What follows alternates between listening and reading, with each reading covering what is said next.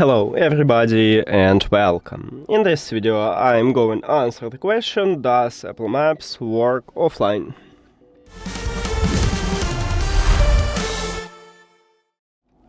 So yes, Apple Maps support offline, but you need to have at least iOS 17.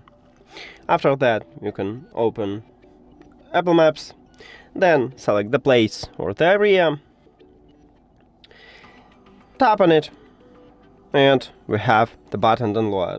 Or you can press and hold to some space and click download here, and then wait for download.